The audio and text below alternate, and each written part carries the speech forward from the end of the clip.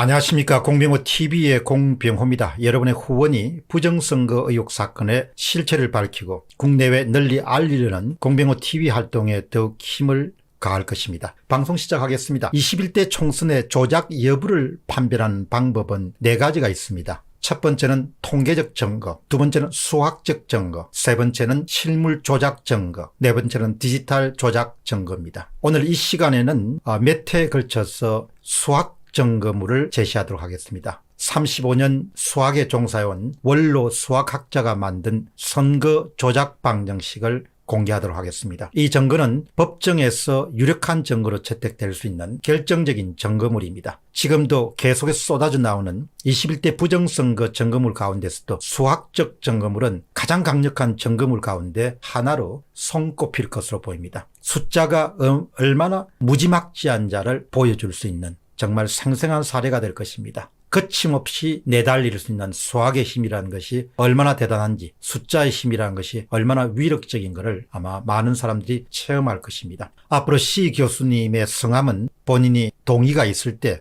공개하도록 하겠습니다. 수학이 선거 조작을 밝히는 데 기여할 수 있는 방법은 21대 총선 결과에서 수학적 규칙성, 수학적 패턴을 발견하고 여기서부터 선거 조작 방정식, 선거 조작 연립 방정식을 찾아내는 것입니다. 선거 조작 방정식이 존재한다는 것은 곧바로 선거 결과가 자연 숫자가 아니라 만들어진 인공 숫자임을 뜻합니다. 그리고 그 만들어지는 데는 일정한 규칙이 있다는 것을 이야기합니다. 첫 번째 질문은 조작 징후들입니다. 썩은 것은 심한 악취를 풍깁니다. 자연 숫자가 아니라 나쁜 의도를 갖고 행해진 인공 숫자도 마찬가지입니다. 수학으로 훈련받지 않은 사람들이라 할지라도 어떤 숫자들을 보고 이게 왜 이래 라는 본능적인 거부감을 그리고 불편함을 느낍니다. 또한 사람들은 왜 이렇게 규칙적일까? 인위적인 냄새가 확 나는데 등과 같이 인공적인 것에서부터 본능적으로 불편함과 어색함과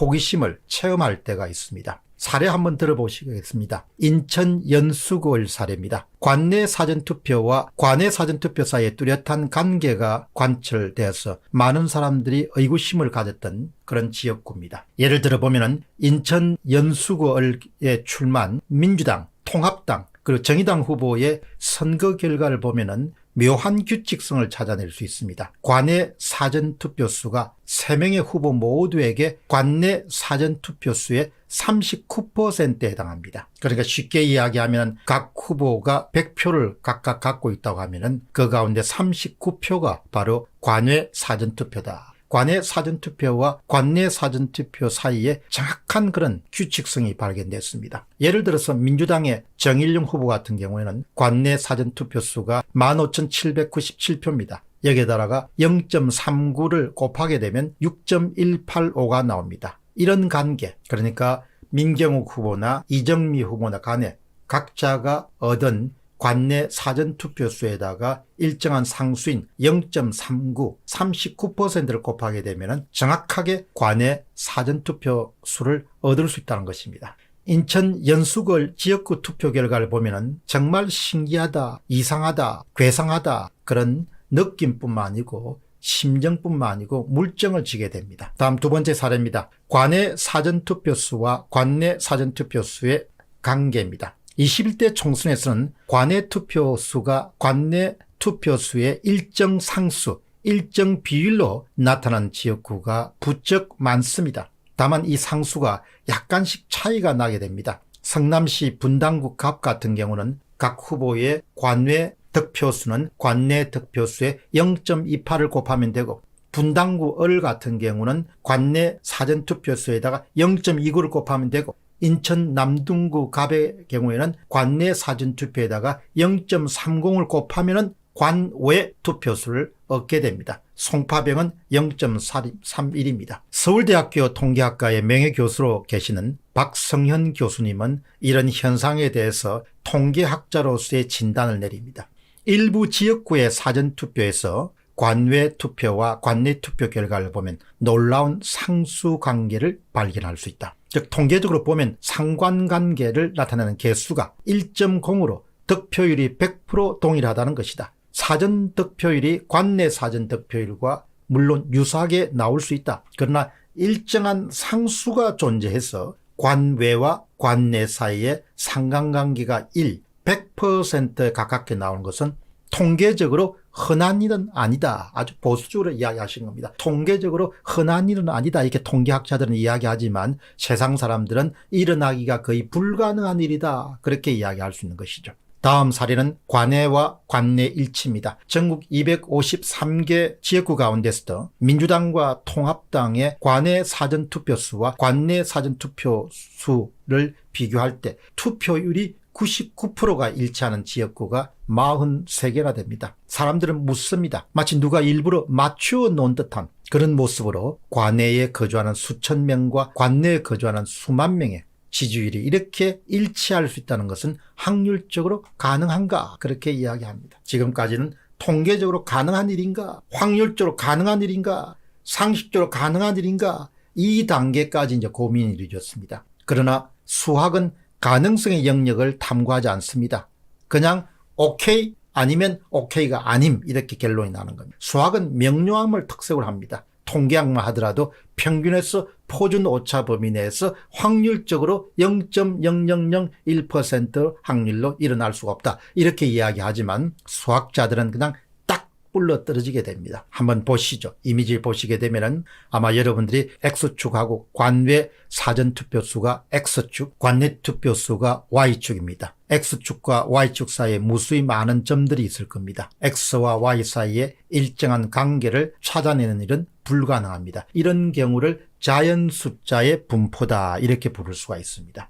어떤 종류의 규칙성이나 어떤 종류의 패턴을 우리가 찾아낼 수가 없습니다. 이런 경우는 조작은 없습니다. 그냥 자연 숫자입니다. 자연적으로 만드는 숫자다. 여러분 다음 표 하나 보시기 바랍니다. 조작이 있는 경우입니다. 각 후보의 X, 관외 사전투표수와 Y, 관내 사전투표수는 일정한 기울기, 직선 위에 정확하게 배치가 되어 있습니다. 예를 들면 조금 전에 살펴봤던 인천 연수원의 정일영, 그 다음에 민경욱, 이정미 위원 같으면 예를 들어서 X1, Y1, 또 X2, Y2, X3, Y3 모두가 다 똑같은 그런 일직선 상에 놓여 있습니다. 이런 경우가 조작이 있는 경우입니다. 조작이. 시 교수는 이렇게 이야기합니다. 정상적인 선거라면 특정 후보의 관내 사전투표수 X1과 관내 사전투표수 Y1이 무수히 많은 점들 가운데서도 직선 위에 교점인 X1, Y1으로 결정된 가능성은 0%이므로 너무 충격적인 조작이다. 이렇게 이야기합니다. 여러분 이렇게 보시죠. 관내 사전투표와 관내 사전투표는 정상적인 경우에는 서로 밀접한 관계를 가질 수가 없습니다. 여러분 예를 들어 보시죠. 수만 명을 이루어지는 종로구에 사는 사람하고 종로구에 주민등록증을 갖고 있지만 멀리 떨어져 있는 수천 명이나 이런 사람, 수만 명이나 이런 사람들이 어떻게 똑같은 그런 분포도를 가질 가능성이 있겠습니까? 그거는 거의 불가능한 이야기입니다. 여기서 이야기할 땐 교점인 X1과 Y1이 정확하게 똑같은 그런 직선 위에 놓이게 될 가능성은 0%다. 0%. 0% 그 0%가 일어났기 때문에 수학자가 충격적으로 받아들이게 됩니다. 시 교수님은 충격적이었다 이렇게 이야기합니다. 여기서부터 원로 수학자의 선거 조작 방정식 찾기가 시작됩니다. 이거는 문제가 있다. 선거 조작 방정식의 발견은 21대 총선 과정에서 범죄를 범한 조작범들이 도저히 빠져나갈 수 없는, 달아날 수 없는, 탈출할 수 없는 그런 올가미를 꽉 째는 그런 결과를 낳게 될 것입니다. 수학은 0.00001%에 크게 논의하지 않습니다. 통계학은 아주 확실한 세계더라도 일어나지 않을 확률이 0.00001%다. 이렇게 하면은 판사나 검사나 간에 그렇게 해도 0.0000001% 정도는 일어나지 않을 확률도 있지 않습니까? 이렇게 이야기합니다. 그러나 수학은 일체 그게 없습니다. 그냥 기면 기고 아니면 아닙니다. 선거 조작 방정식의 발견은 범죄자들이, 조작범들이 도저히 빠져나갈 수 없는 그런 올가미를 조이는 것과 똑같습니다. 도저히 빠져나갈 수 없도록 만들어버릴 것입니다. 바로 수학이 여러분들에게 이번 사건이 그렇게 깔끔하게 정리가 될 수밖에 없고 은폐할 수 없다는 사실을 여러분들에게 한 번 더 확신을 줄 것입니다. 오늘은 몇 회에 걸쳐서 계속해서 여러분들에게 이 시 교수님의 연구 결과물을 정리해서 전달드릴 테니까 여러분 꼭 관심 있게 봐주시면 고맙겠습니다. 공병호TV의 공병호였습니다. 감사합니다. 그들은 어떻게 선거를 조작하였을까? 좀 더 구체적으로 그들은 어떻게 사전투표를 조작했을까? 선거 조작 공식은 어떻게 확인할 수 있을까? 그들이 조작했음을 입증할 수 있는 방법을 수학자들은 제공할 수 있을까? 비밀은 바로 목표 득표수와 관외 사전투표수 그리고 관내 사전투표수 세 가지 변수에 답이 들어 있습니다. 첫 번째 질문은 선거 조작 공식입니다. 달리 표현하면 선거 조작 연립 방정식입니다. 선거 조작 연립 방정식. 복잡한 도출 과정은 나중에 공개하기로 하겠습니다. 그러나 이해의 도를 좀 더 간략하게 좀 더 빠른 시간에 하기 위해서 일단 시 교수님이 심혈을 기울여서 발견한 선거 조작 연립 방정식의 결론 부분을 간단하게 여러분에게 제공하겠습니다. 여러분, 이 연립 방정식이 바로 선거 조작 연립 방정식입니다. 두 개의 방정식으로 구성되어 있습니다. 따라서 연립 방정식이다. 여러분, 여기에서 X나 Y가 뭘 뜻하는가를 간단하게 한번 살펴보겠습니다. 대문자 X는 관외 총투표수입니다. 대문자 Y는 관내 총투표수입니다. 대문자 X와 대문자 Y를 합치게 되면 사전선거 총투표수가 나옵니다. 다음은 소문자로 넘어가겠습니다. 소문자 X는 특정 후보의 관외 투표수입니다. 그러니까 X1 이렇게 하면 후보 1번의 관외 투표수입니다. X2 이렇게 하면 후보 2번의 관외 투표수입니다. 소문자 Y는 특정 후보의 관내 투표수입니다. 그렇기 때문에 소문자 X와 소문자 Y를 더하게 되면 특정 후보의 사전선거 총득표수가 됩니다. 다음은 그리스어 로우입니다. 로우는 목표 득표율입니다. 타겟 득표율입니다. 이것은 바로 대문자 Y분의 소문자 Y 혹은 대문자 X분의 소문자 X로 표시가 될 수 있습니다. 그러니까 사전 총 득표수, 예를 들면 Y, 큰 글자 Y라는 것은 기본적으로 총 득표수를 뜻하기 때문에 관내 총 득표수에서 후보 1번이 Y1 얼마나 득표해야 될 것인가, 이런 부분을 나타내는 목표 득표율입니다. 그 다음에 P는 득표율입니다. 분모는 대문자 X와 대문자 Y, 그리고 분자는 소문자 X와 소문자 Y입니다. 사전선거의 총투표수 가운데서 특정 후보가 받은 관외 총투표수와 관내 총투표수를 합한 것이 바로 득표율이다, 이렇게 볼 수 있습니다. 이 두 개의 연립 방정식을 이용해 가지고 역으로 얼마든지 선거를 조작할 수 있는 그런 결과를 우리가 얻을 수가 있습니다. 다음 질문은 선거 조작 연립 방정식의 실행법입니다. 우선은 당선을, 첫 단계는 당선을 위해서 필요한 목표 득표율, 로우를, 그리스어 로우를 결정합니다. 그러니까 범죄자들은 맨 처음에 자신들이 승리하기 위해서 목표 득표율을 몇 %로 해야 될 것인가, 그렇게 로우를 결정합니다. 그러니까 사전선거에서 총 사전선거 득표수에서 몇 %를 자신들이 가져야 승리가 보장되는가를 결정하는 단계가 첫 단계입니다. 두 번째 단계는 사전선거가 끝난 다음부터 당일 투표가 시작되기 이전까지 당선 전략을 성공시키기 위해서는 조작값으로 소문자 X, 특정 후보의 관내 투표수, 그리고 소문자 Y, 특정 후보의 관내 투표수가 결정될 수가 있습니다. 여기서 관외 득표수입니다. 관내 득표수입니다. 소문자 X와 Y는 특정 후보의 관내 득표수, 특정 후보의 관내 득표수다, 이렇게 보시면 되겠습니다. 이때 조작값 소문자 X와 소문자 Y의 결정 공식이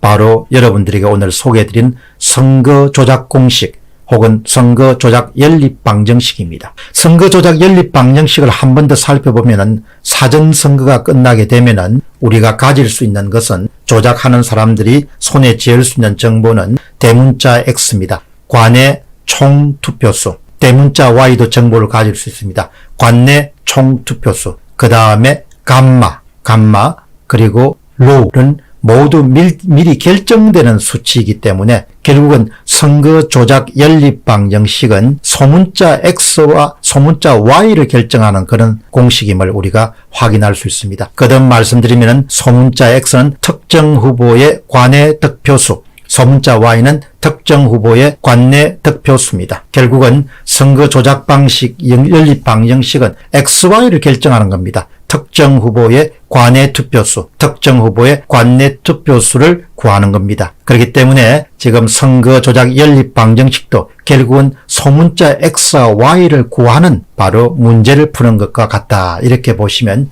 좋겠습니다. 다음 질문은 선거 조작 공식에 대한 직관적 이해입니다. 21대 총선 데이터에서 선거 결과의 조작 여부를 판별할 수 있는 간단한 방법은 무엇일까? 어떤 지역구의 사전선거 결과의 통계 데이터에서 소문자 Y를 소문자 X를 소문자 Y로 나눴을 때, 그것은 다르게 이야기하면 소문자 X분의 소문자 Y는 곧바로 사전관내 투표수, 득표수입니다. 사전관내 득표수를 사전관내 득표수로 나눈 겁니다. 그것은 또 다르게 이야기하면 감마다 이렇게 표시할 수 있겠습니다. 어떤 지역구의 선거 데이터가 감마를 만족시키고 있음이 확인되면 그때 소문자 X와 Y의 수치는 당선을 위한 득표율 로우를 미리 정해놓고 구해진 일종의 조작값에 해당한다. 그렇게 볼 수 있겠습니다. 여러분 이것을 쉽게 이제 한 번 더 쓰면은 1번 후보의 사전 관내 투표수 X1을 또 이 1번 후보의 Y1입니다. 관내 득표수로 이렇게 나누게 되는데 그 값이 모두 다 일치하는, 감마와 일치하게 되면은 그것은 곧바로 조작값이다. 이렇게 부를 수 있는 거죠. 아주 간단하게 21대 총선 결과가 특정 지역구가 오염됐느냐, 조작됐느냐를 확인할 수 있는 굉장히 쉬운 방법입니다. 시 교수님은 이러한 현상은 수도권은 물론이고 전국적으로 확인되면서 믿기 어려운 현상으로 유튜브와 더 나아가 언론에서도 언급된 바가 있다. 이런 동기에서 이런 의혹에 대한 정교한 수학적 접근을 시작하게 되었다. 그렇게 말씀을 하십니다. 그러니까 언론이라든지 많은 사람들이 아우성을 치니까 너무나 특이한 그런 숫자의 배열이 나타나니까 그것이 왜 수학적으로 저럴까라는 그런 의구심에서 이제 교수님이 결국은 연구를 시작해가지고 선거 조작 연립 방정식을 찾아낸 겁니다. 실제로 선관위 선거결과 데이터로부터 확인되는 몇 선거구를 예를 들어 보겠습니다. 서울의 종로 선거구에서는 감마가 0.4입니다. 또 민경욱 선거구에서는 감마가 0.39입니다. 그리고 분당 을 지역구에서는 감마가 0.29로 판명됐습니다. 그러나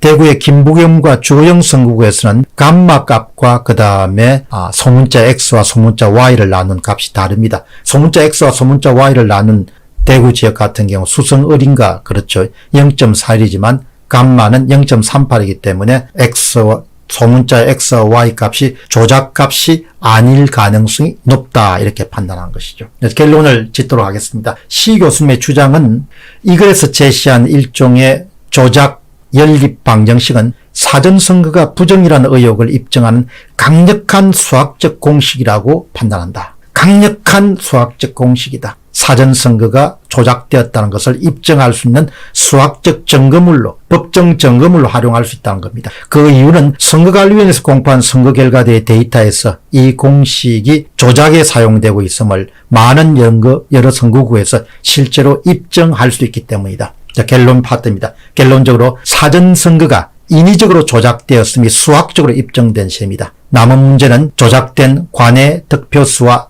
또 관내 득표수가 실제 투표함의 투표수와 과연 일치하는가, 일치한다면 어떤 추력이 개입된지를 밝히는 문제가 해결돼야 될 것으로 판단한다. 참 여러분들에게서 아주 간단한 것은 어떻든 이 좀 도출하는 과정에서는 좀 복잡합니다만은 여러분들이 간단하게 말씀드렸던 두 개의 연립 방정식 선거 조작 공식 방식을 우리가 좀 더 잘 이해하면은 그냥 통계학적 증거뿐만 아니고 수학적 증거물로서도 이번 선거 특히 사전투표가 상당히 많이 조작되었다는 것을 수학적으로 입증할 수 있는 그런 시간을 가졌습니다. 공병호 TV의 공병호였습니다. 감사합니다. 중앙선거관리위원회는 선거가 끝나자마자 자신있게 21대 총선 결과 통계를 발표했습니다. 그런데 그 다음부터 예리한 사람들을 중심으로 해서 와글와글 거리기 시작했습니다. 그들은 한 목소리로 총선 결과 통계치가 이상합니다라고 외쳤습니다. 중앙선거관리위원회 관계자는 무슨 쓸데없는 소리를 하냐고 이렇게 타박합니다. 여기에 따라 야당까지 나서서 언물은 펼치지 말라 이렇게 질타하기도 합니다. 21대 총선 결과 통계는 정직한 숫자인가, 아니면 일각에서 거론되고 있는 것처럼 조작된 숫자인가, 숫자의 정직성 혹은 조작성을 판단할 수 있는 방법을 조작판별 관계식이라는 이름으로 시 교수님이 제공합니다. 첫 번째 질문은 선거 조작 판별식입니다. 여러분이 어느 특정 선거구의 21대 총선 결과가 조작되었는지 아닌지를 판별하려면 우선 다음과 같은 표를 참조하시기 바랍니다. 표를 보시면 가장 위쪽에는 1번 후보, 2번 후보, 3번 후보가 있습니다. 한 칸을 내려오시면 후보별 관외 사전 득표수가 기록되어 있습니다. 이들이 각각 얻은 관외 사전 득표수가 X1, X2, X3으로 수치가 기록되어 있습니다. 다음에 또 한 칸을 내려오시면 관내 사전 득표수가 기록되어 있습니다.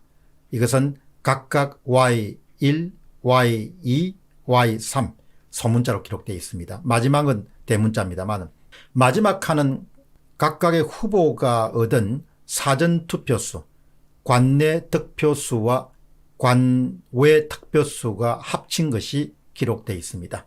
맨 마지막 왼쪽으로부터 마지막 칸에 있는 대문자 X와 대문자 Y는 지역군 내 관외 사전 총투표자 수와 관내 사전 총투표자 수를 말합니다.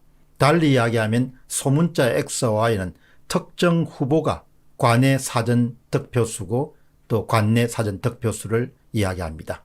X는 관내 사전 득표수 특정 후보의, 소문자 Y는 관외 사전 득표수를 이야기합니다. 다음 그래프를 한번 보시기 바랍니다. 여러분이 조작 여부를 판별하기를 원하시면 우선적으로 I번 후보의 관외 득표수인 소문자 XI와 또 관내 득표수인 소문자 YI 값의 비율이 아래의 관계식을 만족시키는지를 우선적으로 확인해야 됩니다. 쉽게 이야기하면 1번 후보의 관외 득표수를 1번 후보의 관내 득표수로 나눈 값과 2번 후보의 관외 득표수를 2번 후보의 관내 득표수로 나눈 값과 3번 후보의 관외 득표수와 3번 후보의 관내 득표수를 나눈 세 개의 값이 모두 다 모두가 일치한다면 그런 경우에는 바로 조작값이다 이렇게 결론 내려도 괜찮습니다.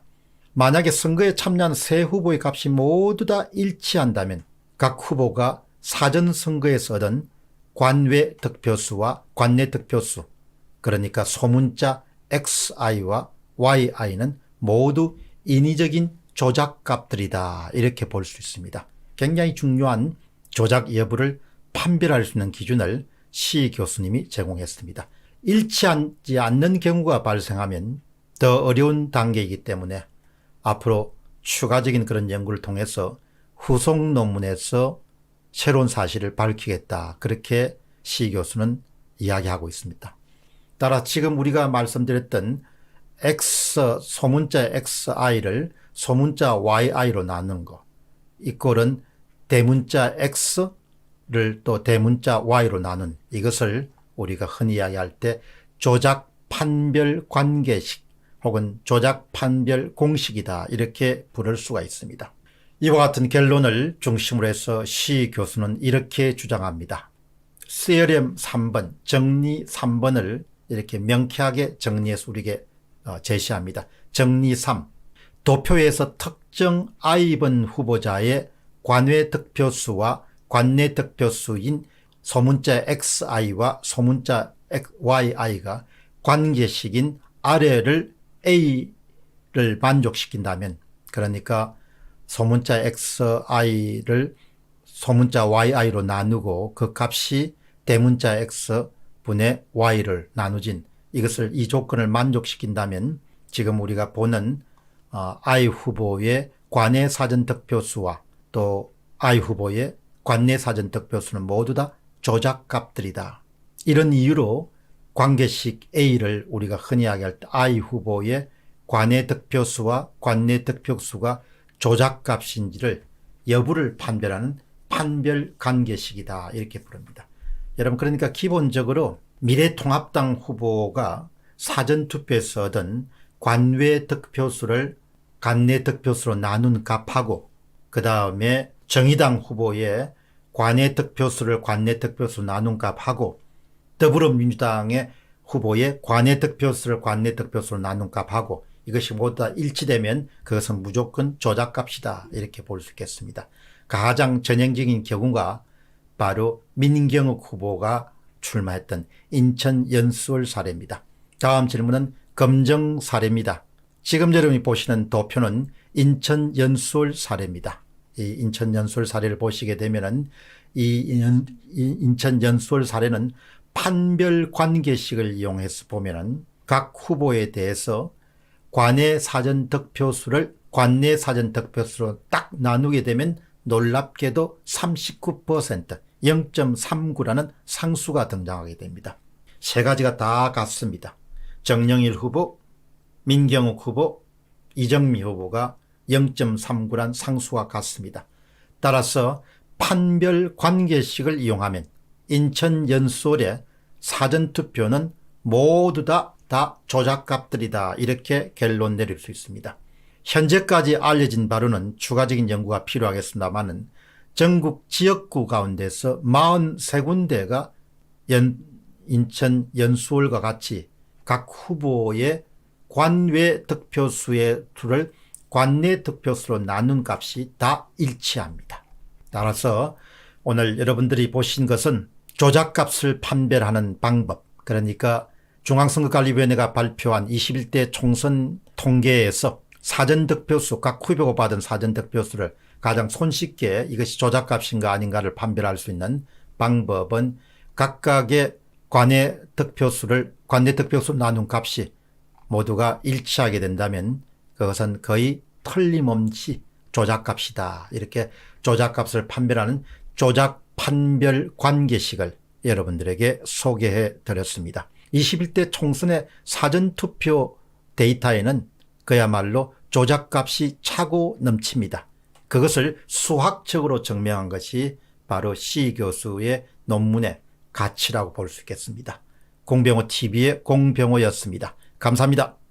21대 총선의 사전투표 데이터는 자연 숫자가 아니라 가공 숫자다. 21대 총선의 사전투표 데이터는 자연 숫자가 아니라 조작 숫자이다. 시 교수님 이야기입니다. 일반적으로 조작 숫자들은 어떤 수학 방정식을 만족하는 수들로 제작되는 경우가 많습니다. 이런 이유 때문에 수학 방정식은 조작수를 제조하는 조작 기계라고 말할 수 있을 것입니다. 아주 중요합니다. 일반적으로 조작수들은 어떤 수학 방정식을 만족하는 수들로 제작되는 경우가 많습니다. 이런 이유 때문에 수학 방정식은 조작수를 제조하는, 만들어내는 조작기계라고 말할 수 있습니다. 한마디로 수학자의 눈에는 21대 총선의 사전투표 통계는 조작기계로 제조된 숫자들로 가득 차 있습니다. 여러분 기억하시기 바랍니다. 대한민국에서 2020년도 4.15 총선에서 사전투표에서 만들어낸 그 데이터와 통계라는 것은 조작기계로 제조된 숫자들로 가득 차 있다는 겁니다. 아주 중요한 메시지입니다. 시 교수가 쓴 조작수의 개념을 이해하기 위한 세 가지 수학 실험을 여러분 소개해 드리겠습니다. 이 실험에 대한 그 글은 여러 차례에 걸쳐서 받았습니다만은 이것을 재구성해서 그냥 제가 인위적으로 그냥 설명을 드리기보다도 내용을 그대로 찬찬히 읽어주면서 간간히 저의 간단한 설명을 더하는 것이 여러분이 핵심을 파악하는 데 도움이 되겠습니다. 작위수, 작위수입니다. 자연 숫자는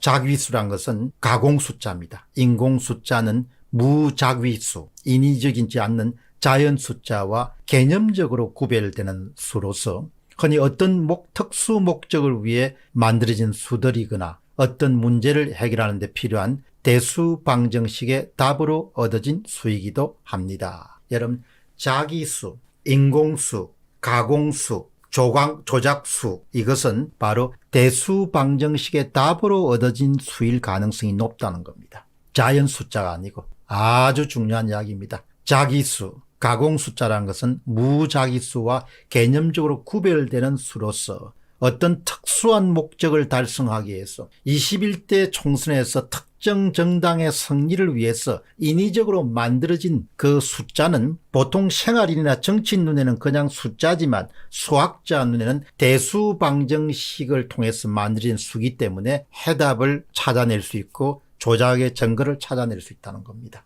아래에 소개하는 세 가지 수학 실험은 무작위수와 작위수의 개념 차이, 자연 숫자와 인공 숫자의 개념 차이를 쉽게 하기 위해서 제작된 것입니다. 이 실험은 사전선거 득표수 조작 의혹의 수학적 분석 과정을 보다 쉽게 이해하는 데 지침이 되는 수학 모델이기도 합니다. 여러분 여기서 실험 1, 실험 2, 실험 3 세 가지 소개됩니다. 조금 어렵습니다.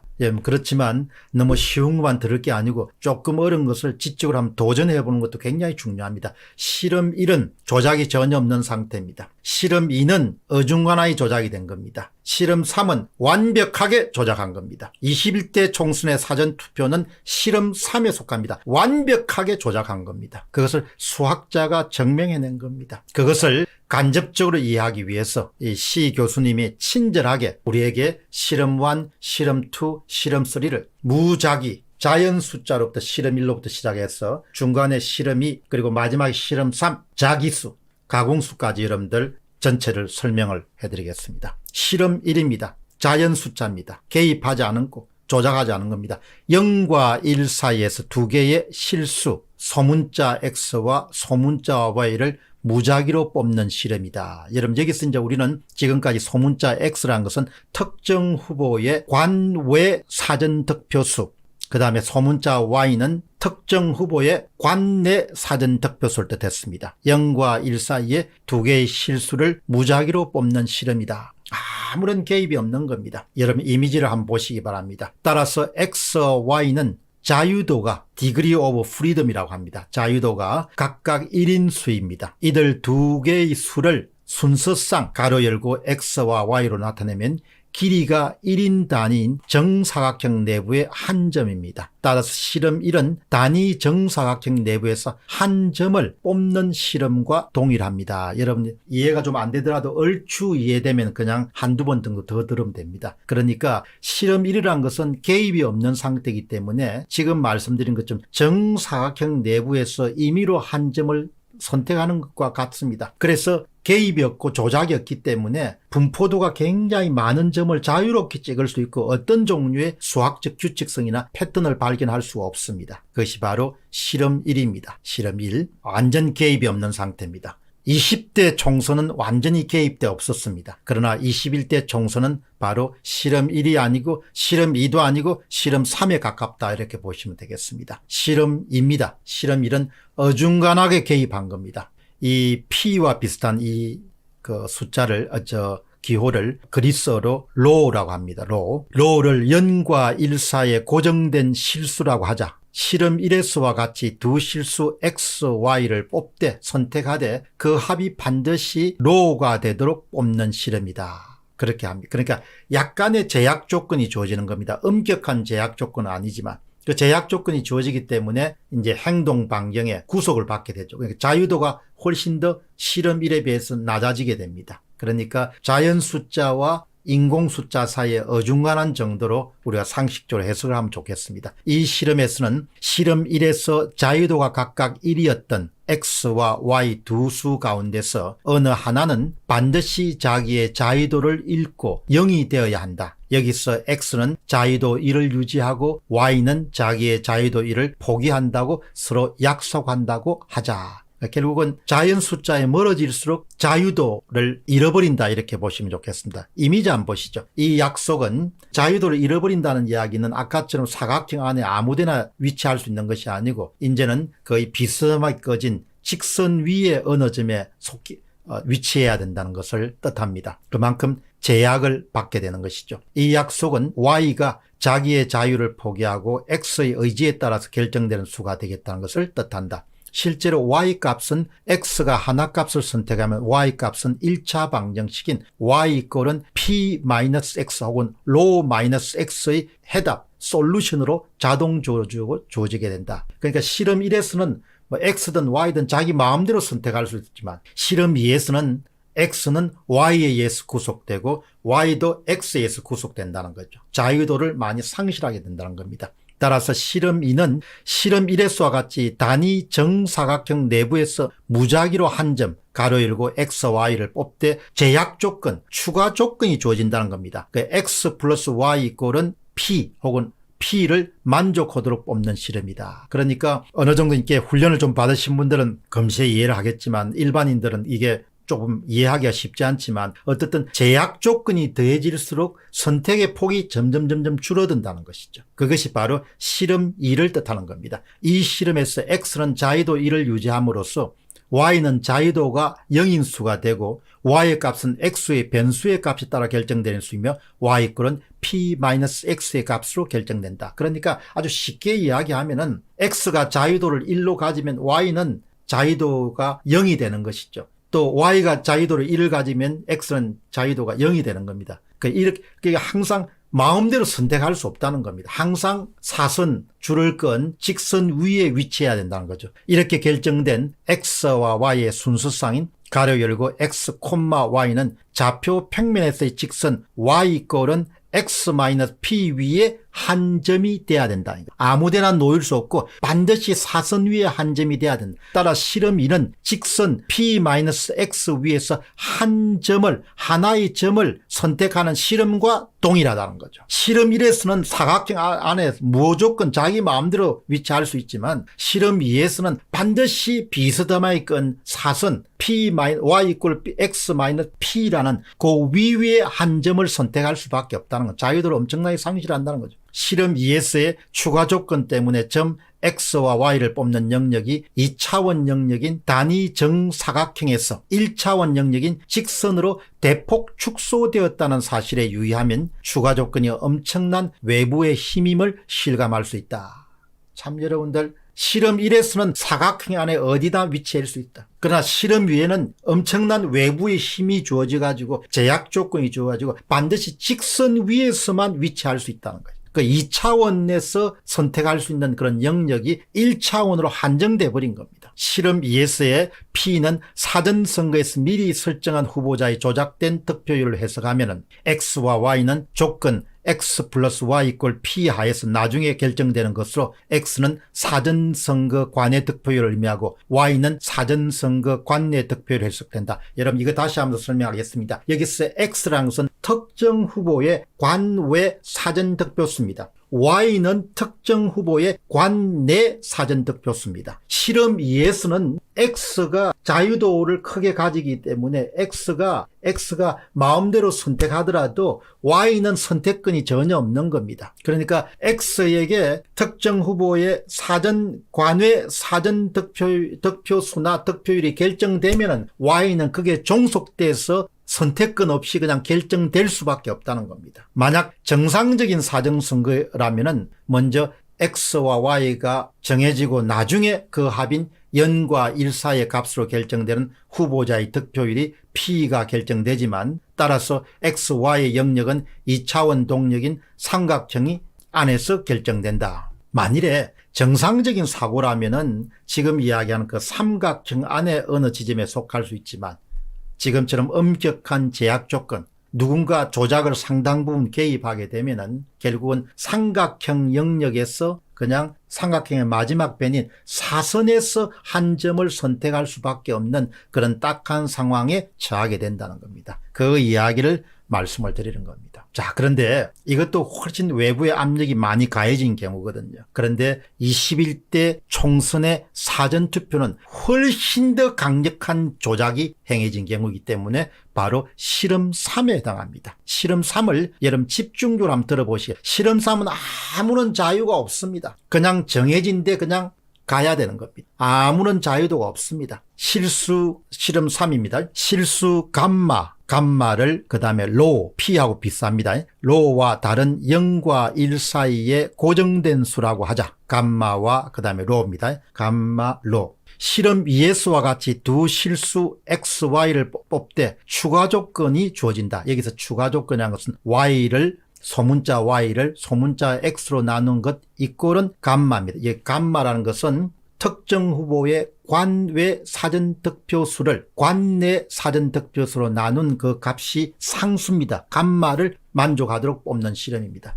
이런 추가적인 조건이 주어지게 되면 꼼짝마입니다. 바로 그것이 21대 총선의 사전투표 결과치입니다. 한번 들어보시죠. 자유가 전혀 없는 겁니다. 그냥 외부에서 완벽하게 조작을 해버린 겁니다. 이 실험에서는 실험 2S에서 자유도가 1인 X마저, 소문자 X마저 자기의 자유도 1을 완전히 잃어버리고 두 수인 소문자 X와 소문자 Y, 다시 한번 말씀드리겠습니다. 소문자 X는 특정 후보의 관외 득표수입니다. 소문자 Y는 특정 후보의 관내 득표수입니다. 이 두 개의 수가 모두 자유도가 0이 되어버린다.